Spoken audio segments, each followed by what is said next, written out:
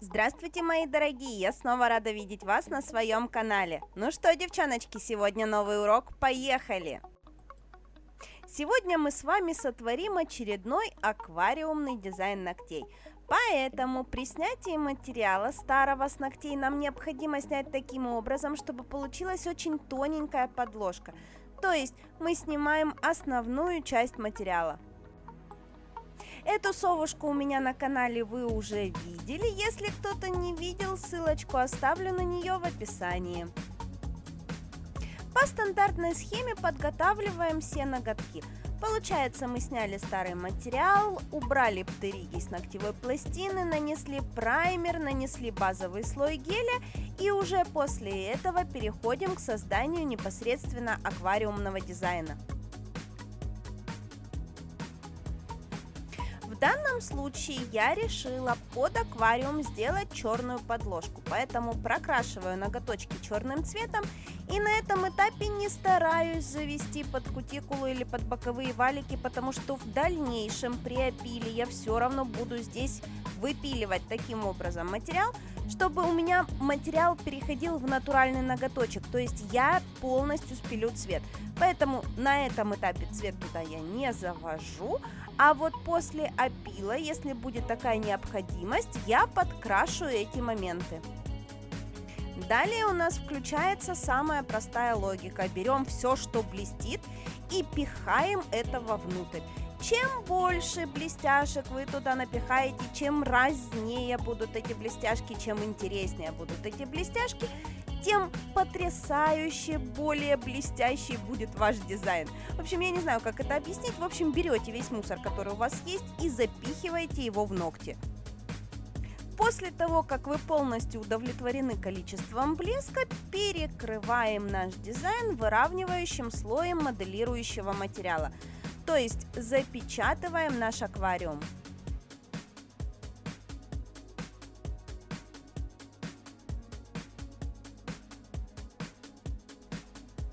В данном случае я придумала, что на моих блестках будут вот такие вот себе белые разводы краски, которые, опять же, я выкладываю в толстом слое материала, чтобы они имели высоту, чтобы они были объемные. Но в дальнейшем, в принципе, они большой роли в моих ногтях не сыграли, поэтому этот этап, в принципе, был лишний.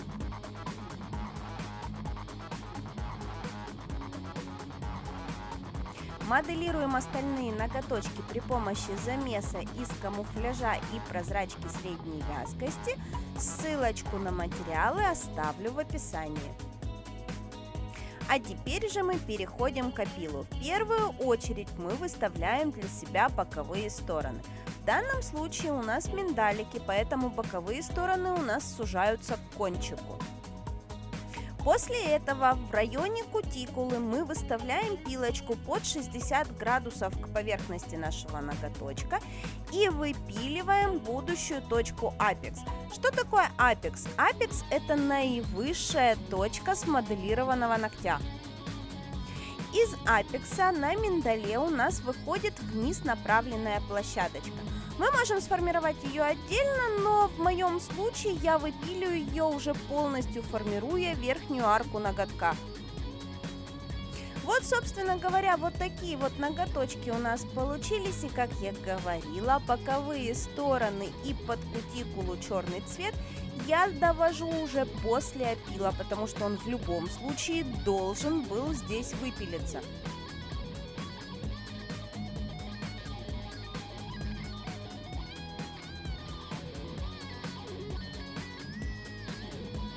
На остальных ноготочках в этот раз Лана возжелала френча, поэтому мы берем гелевую красочку белого цвета, косую кисточку мою любимую и рисуем френчик. Как рисовать френчик косой кистью, у меня есть прямой эфир на канале с ученицей, где я ей прям по полочкам раскладывала, как же этот френч рисуется. Поищите, посмотрите, потому что я сама не помню, как он называется.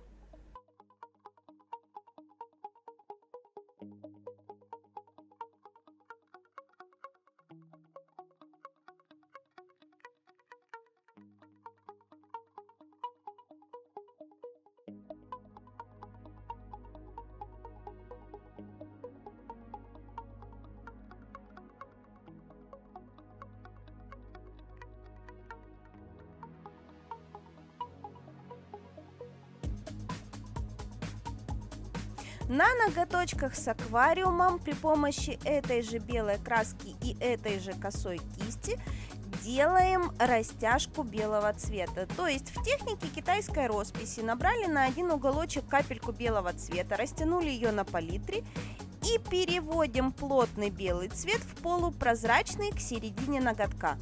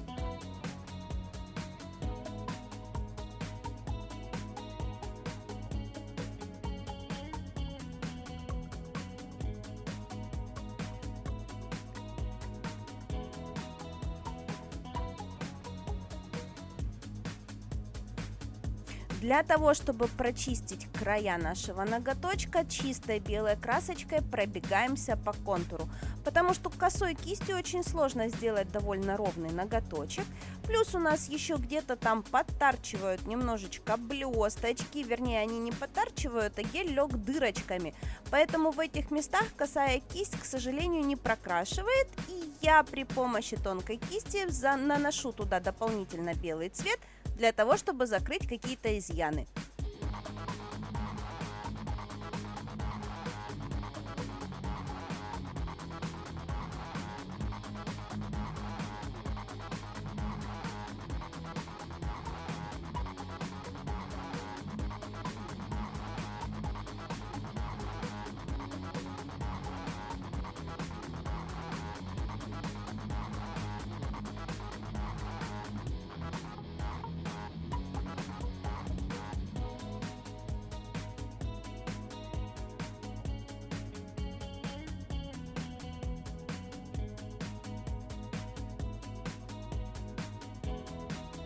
Перекрываем наши ноготочки финишем. Куда-то у меня этот кусок вылетел из этого видео, не знаю, где он делся. Тем не менее, после перекрытия финишем, после того, как мы его хорошенечко просушили, мы вырисовываем такие себе морозные узоры на ноготочках в виде вензелей. Сначала рисуем в мазковой технике и потом прорисовываем при помощи тоненькой кисточки.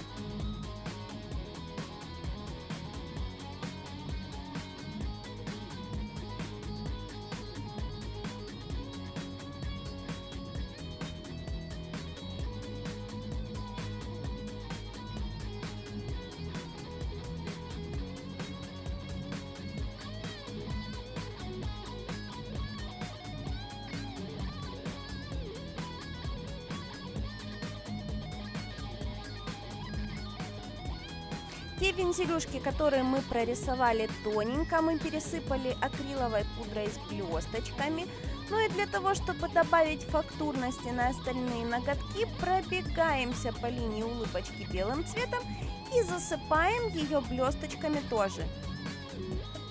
При этом все помнят, у меня на коррекции лана, а лане можно делать все, что угодно, но только на матовом топе.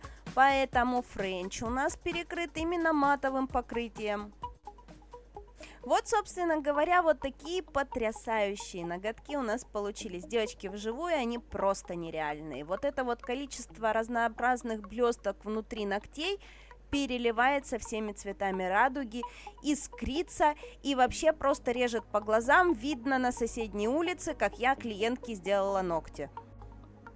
Но с этим дизайном на этом мы не остановились, потому что у Ланы будет скоро день рождения, и она меня очень сильно попросила сделать ей колечко к этим ноготочкам. Поэтому в дальнейшем мы с ней сели, еще забабахали кольцо, но урок на него вы увидите немножечко попозже, поэтому не забудьте подписаться на канал и включить колокольчик, чтобы вам приходили оповещения о новых роликах. Ну а на сегодня все. Всем пока-пока!